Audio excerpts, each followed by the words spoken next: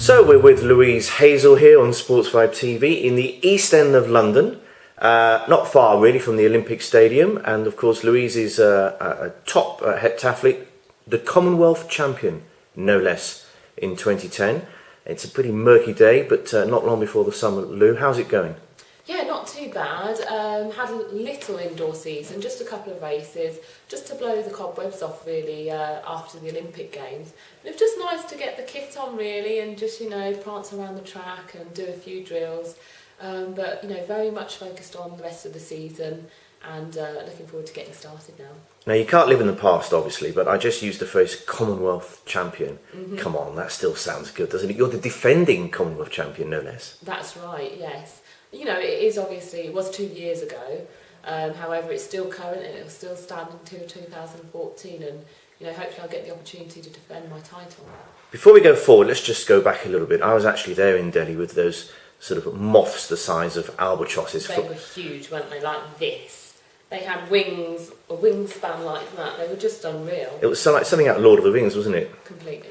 As you said to me earlier, you thought you might actually get picked up by a couple and sort of flown away, which would have botched your gold medal attempt. Yes, it would. However, if they'd have picked me up in the long jump and landed me at about 8 metres, I would have had to run the 800 metres.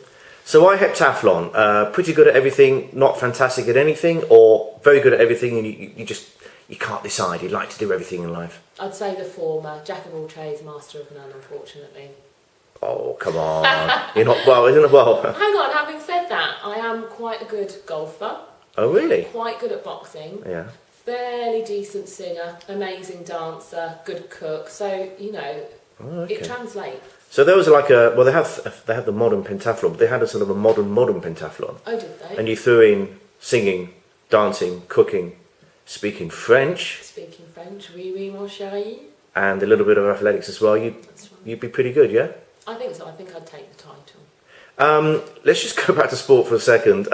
So what's the plan now for this summer? So this summer is very much about a transition, finding my feet again, getting back into some solid training and just really no expectations. I mean, this is a year I feel where, I'm going to be focusing more on the hurdles and the heptathlon, just let my body recover a bit because having trained for 17 years, I'm starting to feel like I'm not a spring chicken anymore, Ian. You're only 27, you old dear. Oh, in athletics terms, that's getting on a bit. And what's it like having Jess Ennis as your teammate? I mean, in terms of training and competing alongside her, but also what she's doing for track and field and particularly for your event.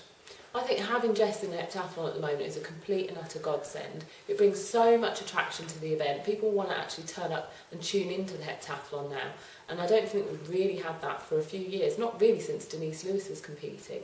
So for my generation, or our generation, it's just great to have that momentum and real excitement about what we do as heptathletes. Good time to be an athlete, good time to be a British athlete as well. There was amazing days when you were just a baby back in the late 80s and the 90s, and then there seemed to be a little bit of a lull, but track and field in this country is really coming good again, isn't it? Definitely, I think it's on the up, and with ambassadors for our sport like Jessica Ennis and Mo Farah, and more recently Greg Rutherford. I mean, how well did he do at the Olympic Games? So we've got some great upcoming talent, and I think that it's important that we continue to nurture that. Okay, now then, let's go through your other talents. Start with French. You read French at Birmingham Uni, didn't you? That's right. And you've kept it up? Yes, I managed to keep it up. In fact, I spent a year in France training with the national decathlon squad. So if you're watching, guys, hi, train hard. Bonjour, you mean? Bonjour. Very good. Can you do all the little French nuances as well? Can you give us a Gallic shrug? What's a Gallic shrug? Well, the way you use your shoulders and your. That's basically how it There we go. We could be in Paris. And that just basically means, what else? Okay, now give us your top five talents then, and we won't include athletics in that because you mentioned cooking, dancing, speaking French. Let's go through them. Okay, so number one has to be cooking.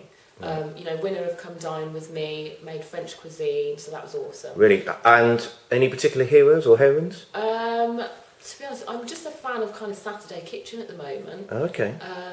Ainsley Harriott, who's always really kind of a real gem, wasn't he, when we were kind of growing up. So Yeah. Ainsley Harriot's got to be up there. So in your house back up in Birmingham, have you got a row of cookbooks? I've got the Ainsley Harriot Olympic cookbook. I think Jamie Oliver's in there. I do like a bit of Gordon Ramsay. Okay. But I am a bit of a Gordon Ramsay in the kitchen. I'm you? quite loud and swear a lot. Mm-hmm. Speciality dish? I'd say, Are you having a dinner party? I do make a nice salad. Pear, walnut and goat's cheese salad. Okay. Sounds lush. Okay. Number 2? Talent has to be singing.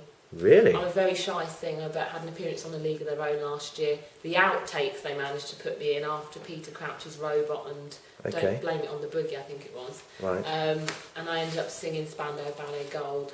Did you? It didn't work. So you're very shy, yet you sang on a very successful television I'm programme. a shy singer, yeah. Yeah, and I hear you've done it as well at athletics functions. Possibly. I'm sure you're not going to do this now, but if your life depended upon it, what would you sing? I would probably absolutely slaughter a Mariah Carey song. Definitely. Okay, all right. Number 3? Talent boxing. Boxing? Yes, yeah. I'm a master of self-defence. Are you? Yeah, it has been known. I've been known to throw the old uppercut. Really? Here and everywhere. So, thoughts on Nicola Adams? Amazing talent. Oh my gosh, what a strength. She reminds me of my auntie actually. My auntie Sandy. She's only about 5'2", and always been a bit of a fighter and a bit of a brawler. She did kickboxing, wrestling, all kinds. But they both have the same smile, which I just think that she's just such a charming young lady, isn't she, Nicola? I think she's got a really great career. Well, I tell you what, Nicola Adams, as when you know the battle that she's had over so many years to just be recognised and respected. I mean, what she's done for women's boxing, it's just not an issue anymore, is it? Of course, and I think, women's boxing really needed somebody like that, a real ambassador and a real campaigner for kind of women in general. And I think, it's the 21st century, we should already have that. But I'm glad that it's come about finally. Okay, number 4, dancing? Dancing, yes. Okay. I have been known to throw a few shapes. On the odd occasion that I do get out, I'm normally probably the first one on the dance floor, probably the first one off, because I can't handle heels that well.